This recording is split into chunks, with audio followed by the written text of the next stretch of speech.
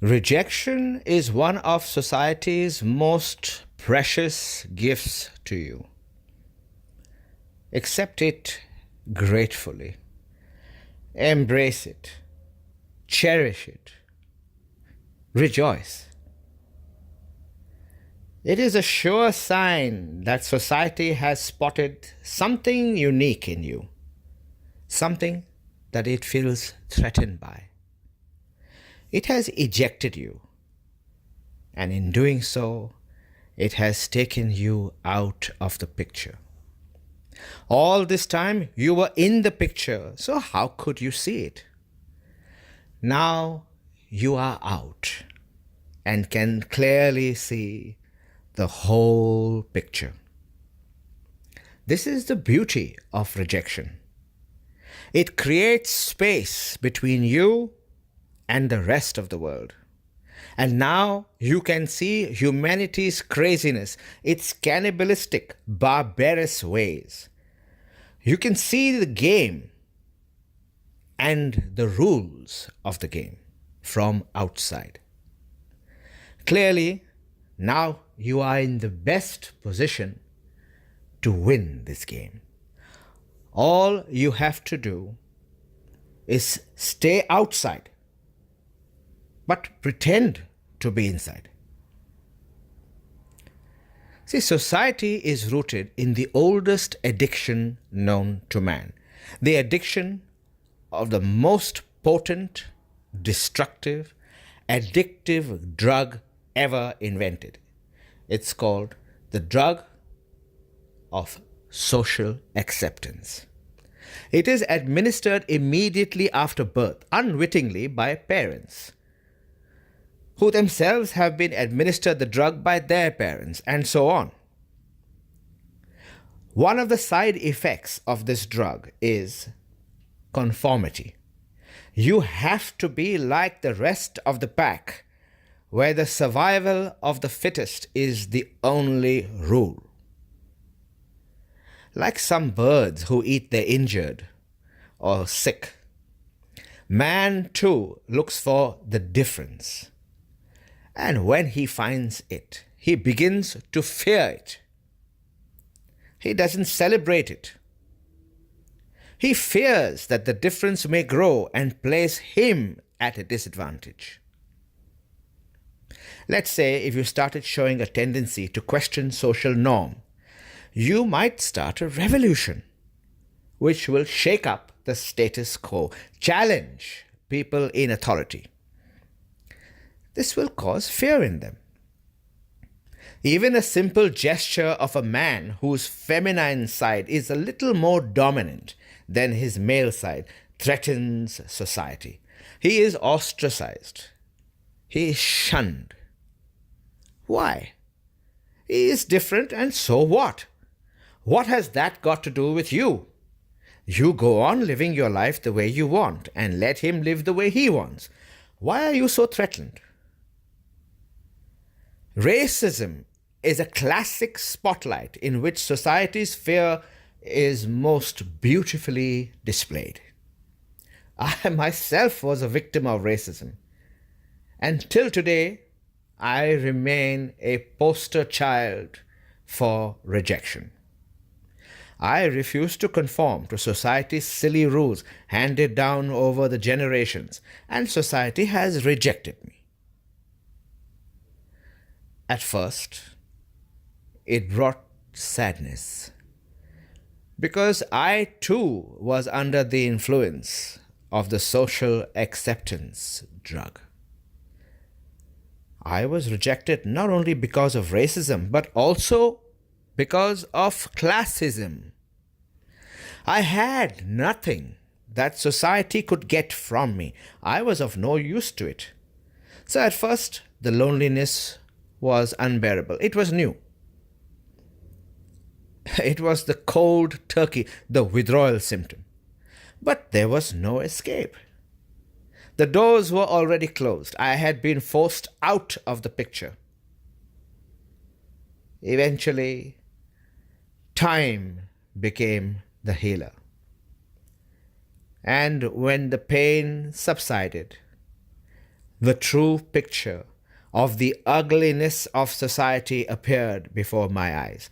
It was truly amusing.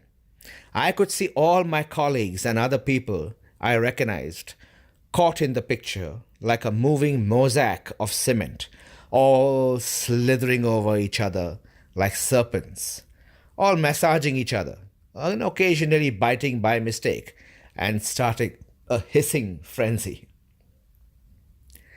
I was in a privileged position. It was plain to see the self-defeating game that society loved to play.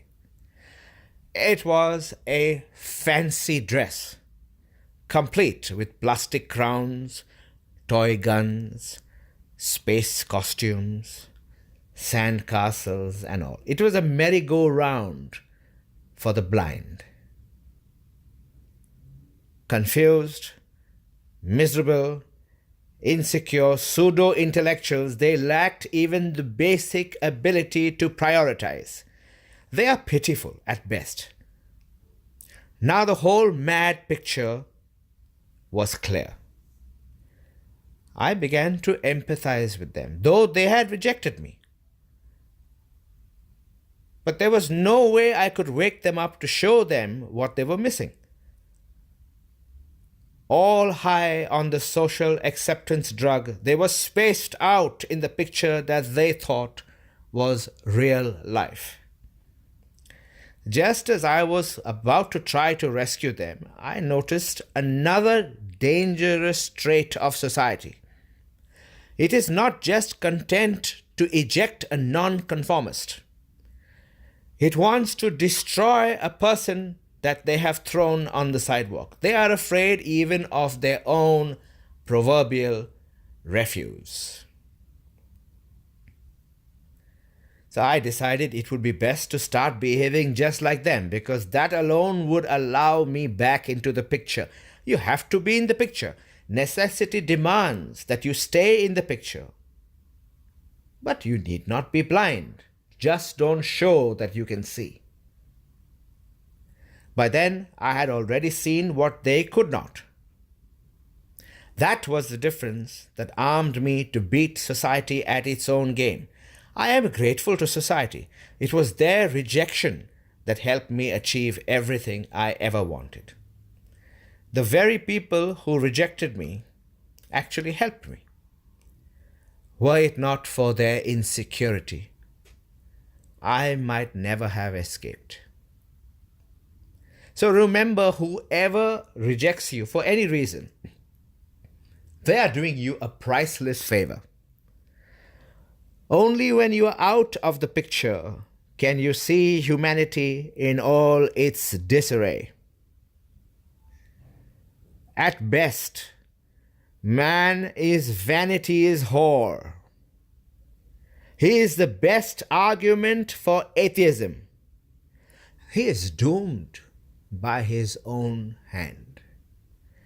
His warped notion of progress is at best a simple, toothless paper tiger that has taken him nowhere nearer to bliss.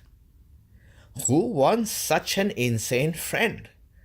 Who wants acceptance from such an idiotic society?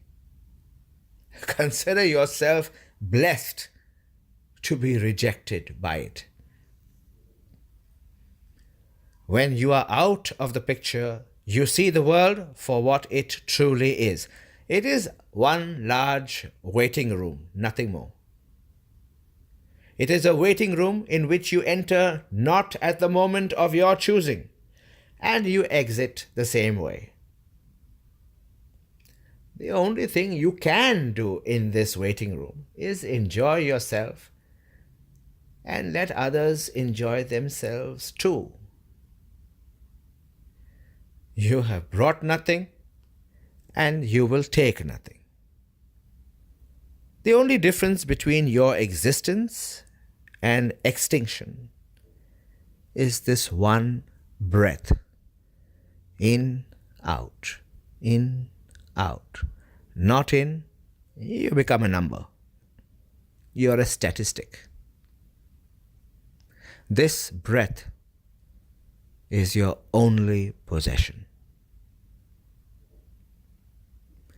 And this interaction that we have between us is merely a meeting of personalities.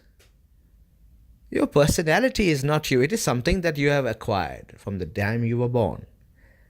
It is a mask. So this interaction is nothing but a play between masks. It has no meaning.